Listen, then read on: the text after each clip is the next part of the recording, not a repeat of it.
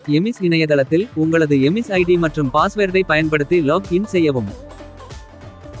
பின்னர் திரையில் புரோஃபைல் தோன்றும். உங்களது விவரங்களை சரிபார்த்து கொள்ளவும். வலது புறம் உள்ள மெனு பட்டனை கிளிக் செய்து அட்மின் மெனுவை கிளிக் செய்யவும்.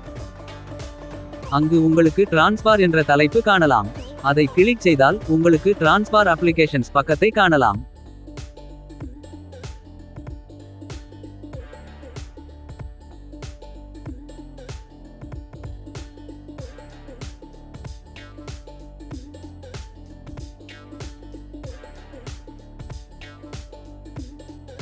பின்னர் டிரான்ஸ்ஃபார் பக்கத்தில் உள்ள மாவட்டம் மாவட்டம் விட்டு மாவட்டம் என தோன்றும். அதில் உங்களுக்கு தேவையான விவரங்களை சரிபார்த்து பதிவிடவும்.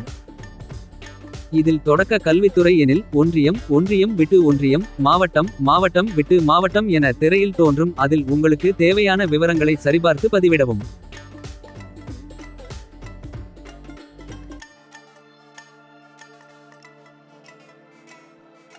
பின்னர் கடைசியில் உள்ள சப்மிட் பட்டனை கிளிக் செய்து உங்களது அப்ளிகேஷனை பிரிண்ட் எடுத்து கொள்ளவும். இந்த அப்ளிகேஷனை கையொப்பம் இட்டு தங்கள் அதிகாரியிடம் சமர்ப்பிக்கவும். குறிப்பு: இவை அனைத்தும் 13ஆம் தேதி முதல் பதிவேற்றம் செய்யும். இந்த தகவல் பயனுள்ளதாக இருந்தால் உங்களது நண்பர்களுக்கும் பகிர்ந்து கொள்ளவும். நன்றி.